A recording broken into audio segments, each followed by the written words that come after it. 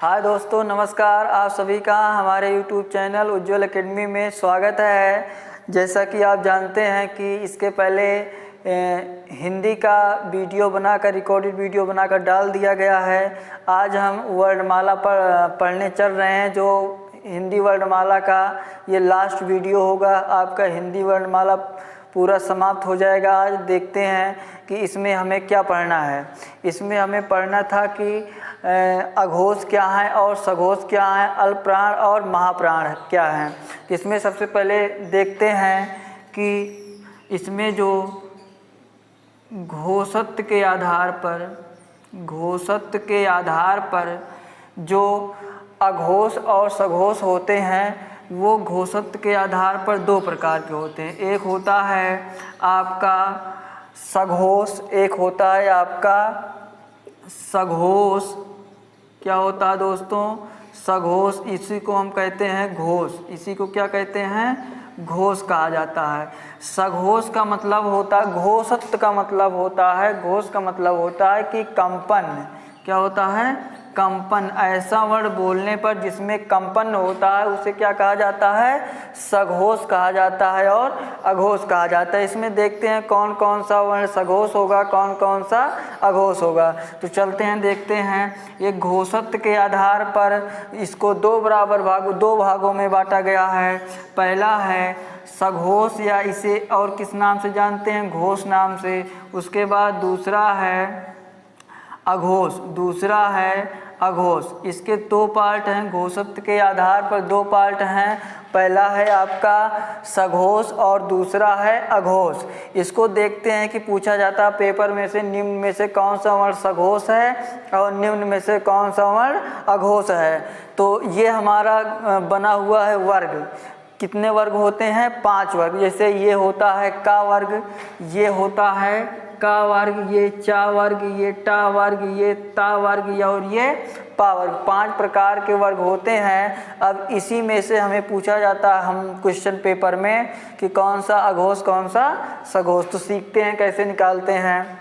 तो दोस्तों, जो हर वर्ग का तीसरा, चौथा और पांचवा, हर वर्ग का तीसरा, चौथा और पांचवा। जैसे ये वाला हमारा का वर्ग है, का वर्ग का कौन सा? तीसरा। ये वाला का वर्ग का तीसरा, चौथा और पांचवा, हर ये पूरा हमारा क्या होगा? सघोष होगा। ये चौथा भी सघोष होगा और ये पूरा क्या होगा? पांचवा व्यंजन। अंतस्थ व्यंजन कौन कौन से होते हैं? या, रा, ला, वा। ये सभी अंतस्थ व्यंजन और हर वर्ग का तीसरा, चौथा और पांचवा क्या आते हैं? वर्ण आते हैं। किसमें आते हैं? वो आते हैं किसमें? सघोष में। उसके बाद फिर दूसरा देखते हैं अघोष क्या है। इसमें हर वर्ग का, जैसे इसमें तीसरा हो गया, चौथा हो गया, पांचवा, तो इसमें बचेगा पहला और दूसरा। हर वर्ग का पहला और दूसरा वर्ण जो होगा वह हमारा अघोष होगा। अब इसके साथ ही जो ऊष्मया संघर्षी व्यंजन होते हैं, ऊष्मया संघर्षी व्यंजन होते हैं, उनको भी साथ रखा जाता है। किसमें? अघोष में कौन कौन से होते हैं? सा, खा, सा, ये तीनों सा। और सा, खा, सा, हा होता है, लेकिन हा इसमें नहीं आता। हा जो है किसमें? अघोष में नहीं आएगा। हा किसमें जाएगा? ये हा जाएगा सघोष में। तो ये दोस्तों देखते हैं कि ये जो अघोष होता है इसका जो मतलब होता है वो होता है कंपन से। अघोष, इसमें सघोष और घोष, सघोष और घोष का मतलब होता है इसमें कंपन होता है। अघोष का मतलब होता है ऐसा वर्ण बोलने में जिसमें कंपन नहीं होता, उसे क्या कहा जाता है? अघोष कहा जाता है। तो घोषत्व की इसमें देखा जाए, घोषत्व के आधार पर जो वर्ग बांटा गया है, वर्ण बांटा गया है, वो इसमें घोषत्व के आधार पर जो वर्ण बांटा गया वो दो प्रकार का है, सघोष और अघोष। सघोष का मतलब होता है कंपन होगा ऐसा वर्ण बोलने में, और अघोष का मतलब कंपन नहीं होगा। इसमें कौन कौन सा वर्ण आएगा? हर वर्ग का तीसरा, चौथा, पांचवा अंतस्थ व्यंजन या अलावा आएगा। और इसमें अघोष में पहला, हर वर्ग का पहला, दूसरा, ऊस में संघर्षी व्यंजन, सा, खा, सा, लेकिन हा इसमें नहीं आएगा, हा आएगा। हा कैसा वर्ण है पूछा जाएगा, हा कैसा वर्ण है, सघोष है कि अघोष है? तो हा जो है सघोष वर्ण है। इसके बाद ये हमारा क्या था? घोषत्व के आधार पर वर्ण का विभाजन। अब उसके बाद चलते हैं, देखते हैं प्राणत्व के आधार पर। किसके आधार पर? प्राणत्व के आधार पर। प्राण का मतलब होता है हवा, प्राण का मतलब होता है हवा। इसमें प्राणत्व के आधार पर वर्णों को दो भागों में बांटा गया है। पहला बांटा गया है अल्प प्राण, पहला बांटा गया है अल्प प्राण, दूसरा बांटा गया है महाप्राण। पहला बांटा गया कौन सा? अल्प प्राण, दूसरा बांटा गया है महाप्राण। अब इसमें देखते हैं कि अल्प प्राण और महाप्राण में कौन कौन से वर्ग आते हैं। तो दोस्तों आप लोग एक ट्रिक याद रखना कि 12 अघोष और 24 महाप्राण और 24 महाप्राण, इस वाले ट्रिक से हम आसानी से क्या कर सकते हैं? अघोष, सघोष, अल्पप्राण, महाप्राण को आसानी से निकाल सकते हैं। जैसे अगर आपको याद रहेगा 12 अघोष 24 महाप्राण, जिसका मतलब 24 का मतलब होता है महाप्राण कि इसमें 24 आएगा। इसमें 24 का मतलब हर वर्ग का दूसरा और चौथा वर्ण आएगा। हर वर्ग का दूसरा चौथा वर्ण क्या होता है? महाप्राण। अब दूसरा चौथा हो गया तो बचा क्या? इसमें आ जाएगा पहला, तीसरा और पांचवा। तो अगर ये आपको ट्रिक याद रहेगी कि 12 अघोष और 24 महाप्राण, तो अल्पप्राण, महाप्राण, सघोष, अघोष आसानी से निकाल पाओगे।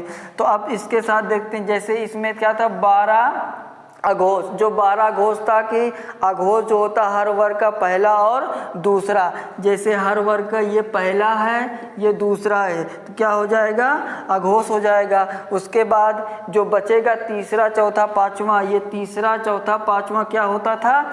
सघोष होता था। ऐसे इसमें अल्पप्राण में पहला, तीसरा, पांचवा, क्योंकि हम जानते हैं सूत्र के ट्रिक के हिसाब से 12 अघोष इसको पढ़ लिए हैं। उसके बाद हमें पढ़ना 24 महाप्राण। 24 महाप्राण मतलब जो महाप्राण होगा उसका जो तरीका याद करने का होगा वह होगा कितना? 24 का मतलब हर वर्ग का दूसरा और चौथा। उसके बाद फिर इसमें अल्पप्राण में जाएंगे तो दूसरा और चौथा निकाल दीजिए, तो क्या बचेगा? पहला, तीसरा और पांचवा, ये बच जाएगा। तो पूछा जाए अल्पप्राण, इसमें प्राणत्व का मतलब हवा होता है, अल्पप्राण का मतलब होता है थोड़ी हवा।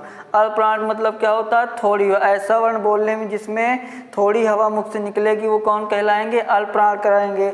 महाप्राण जिसमें अधिक हवा निकलेगी उसे क्या कहेंगे? महाप्राण कहेंगे। अब इसके साथ देखते हैं पहला, तीसरा, पांचवा अल्पप्राण होगा। उसके बाद अंतस्थ व्यंजन, कौन था?